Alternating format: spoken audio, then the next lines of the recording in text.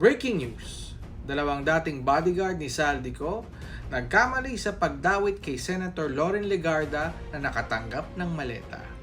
Sabi na nga ba, obvious na obvious. By the way, wag na raw nating tawaging 18 Marines. 18 maleta boys na lang. Because some have been dishonorably discharged and is an insult to the Marines as an institution. And saan ka nakakita ng hearing na yung abogado ang bumibida? Siya yung nasa harap at hindi yung mga witnesses. Di na baling mali-mali. Noong 2014, binawi niya yung kay Miriam. Ngayon naman, binawi yung kay Loren Legarda at kay Mark Villar. To my DDS friends, please use discernment.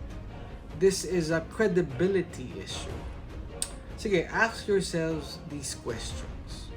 Number 1, magdadala ka ng 60 million sa money changer?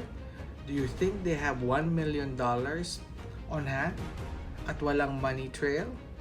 Number 2, Tito Soto and former Senator Laila De Lima were not elected officials during this time. So bakit sila bibigyan ng suhol for flood control?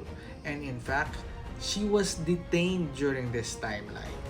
Number 3, bakit bibigyan ng maleta si Father Flabby na wala naman daw ganong simbahan sa Mindanao Avenue? At isipin niyo yun, he spent his life serving the poorest of the poor. Bakit siya magkakaroon ng connection sa flood control project?